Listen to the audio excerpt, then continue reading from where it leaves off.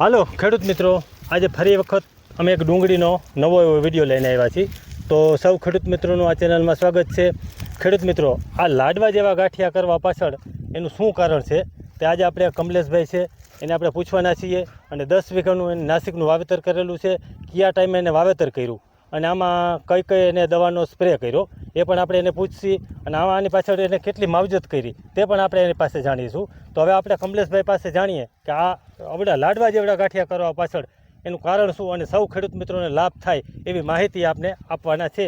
તો સૌ ખેડૂત મિત્રો આ માહિતી ધ્યાનથી સાંભળો અને પૂરેપૂરો વિડીયો તમે જોજો. અને જો કોઈ ખેડૂત મિત્રો આમાં નવા હોય તો એ સબસ્ક્રાઈબ પણ જરૂર કરે, જેથી કરી આવા નવા ખેતીવાડીના વિડીયો એને જોવા મળે. તો કમલેશભાઈ પાસે આપણે જાણીએ.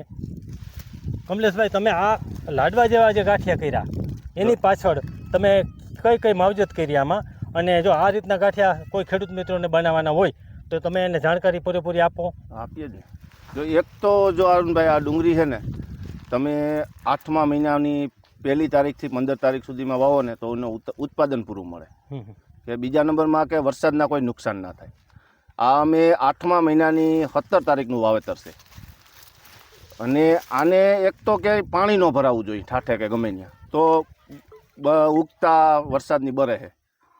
પછી બીજા નંબરમાં કે આને ફૂગનાશક ખાતર કે દવા ગમે એ આવતી હોય એનો સ્પ્રે ચાલુ જ રાખવો પડે છે. ફૂગનાશક છે, મૂળનો વિકાસ છે, અમે કોઈ પાણી એવું નથી કે આનો મૂળનો વિકાસ નથી થયો, આ પાણી એમને પાઈ દીધું. વાલી વખતે જઈ પાણી પાઈ ત્યારે મૂળનો વિકાસ એનો ખાતર હોય જ, યુનિક છે, કોઈ બીજા કોઈ ખાતર છે. પછી ફૂગનાશકના છંટકાવ સ્પ્રે આટજે ને આટજે. અને પાણી આને ગરમ રહેતું હોય એટલે પાણી આને હુકાવા જ નહીં દેવાનું, ચાલુ જ રાખવાનું. જગ્યા હુકાવ ગરમી જગ્યાની હોય એટલે ઘાવાની છે ડુંગળી, બરવાની છે. આ કોઈ ટૂંકમાં ટાટેક જ રહેવી જોઈએ. મેં તો જો ઘણી જગ્યાએ ડુંગળી જોઈ છે, તેમાં શરમીનો ભાગ બહુ વધુ છે. તમારે ઉપાડવાટાને શરમી આવી છે, આગળ તમે આમાં શરમી તમારે ક્યાંય દેખાડી જ નહોતી. શરમી તો જો સુસિયો આવે તો શરમી આવે, સુસિયાના છંટકાવ તમે ચાલુ રાખો એટલે શરમી ના આવે. અને ગરમીને લીધે સુસિયો આવે છે. તમે પડું ટાઢું રાખો અને સુસિયાની જીવાતની દવા તમે માર્યા રાખો એટલે શરમી ન આવે. તમે આમાં જે આ શરમી રોકવા માટેની કઈ દવાનો સ્પ્રે આમાં કર્યો હતો? સુસિયો ને મેન ફૂગનાશક જ્યારે પણ દવા લેવા જઈએ ને આપણે એમ કહીને કે અણિયું બરે છે આની, તો એ ફૂગનાશકનો ઉષા ડોઝ આપે. એ ફૂગનાશક ઉષા ડોઝ માર્યા રાખો ને એટલે અણિયું બંધ થઈ જાય બધું.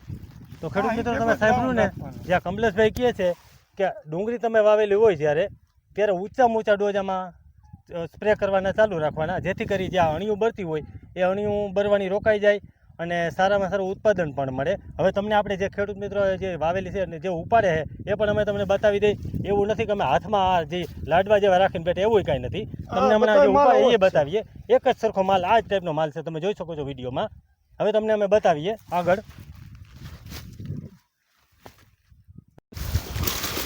હું અરુણભાઈ, કેમ છે ડુંગળી, કેમ લાગે લાડવા?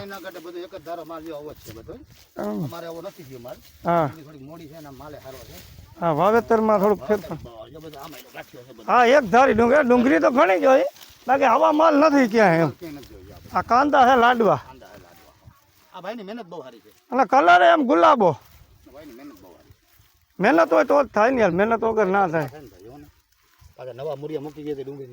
એવી ને એવી હો ભાઈ, બધી જગ્યાએ એક ધારો જ માલ છે.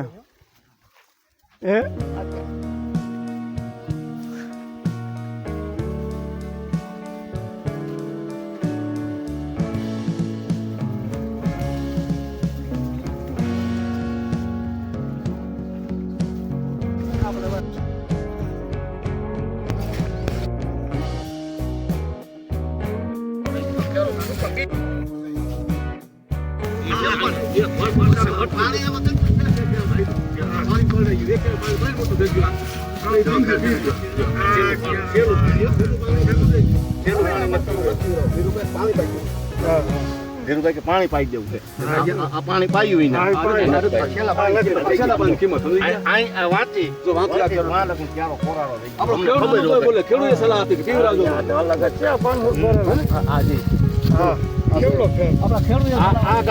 તમે. હા, અને એ ગાંઠિયા હું ગાંઠિયો નથી કલર છે આમાં પણ આમાં આ ગાંઠિયામાં ને ઈ ગાંઠિયામાં એવડો ફેર આ ઝીણો ફેર છે આપડા ખેડૂત ખુદ ના પાડતા હતા, પાણી ના પાડવા રહેવા દે. આપણે જેમ કે હું તમને પેલું પાણી પાવામાં આપણે શું નુકસાન થાય ખબર છે કે આ બે બાજુ મોર આવે. આ કાપવું પડશે આમાં નહીં કાપવું. બહુ સુકાઈ જાય ને તો તમે ખાલી હાથ માર્યો ને તો ભાંગી જાય. બરાબર, દાંતરડી મારવું પડે. આમાં એક આ બે આ મૂળ કેમ કે છેલ્લું પાણી પાયું એટલે આ મૂળ વેચ્યું અને આ જે પાણી નથી પાયું આમાં મૂળ નથી. એને સામે વજન ફેંક્યું. અડધો વજન ઘટી જાય.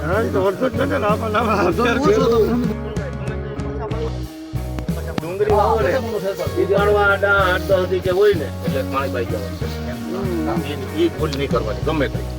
પાણી પાય ભલે 2 વખત મોર આવે, વાંધો નહીં. ભલે આપણે મોર બે પણ કે આવે મણિકામ કેવડો હોય અડધો વેર પડી જાય.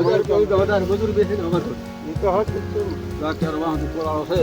હા, એ તો જોઈ ખાસ ધ્યાન રાખવાનું.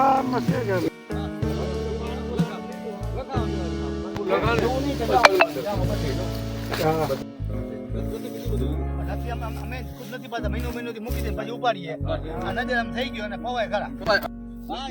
4-5 ખેડૂત મને કહી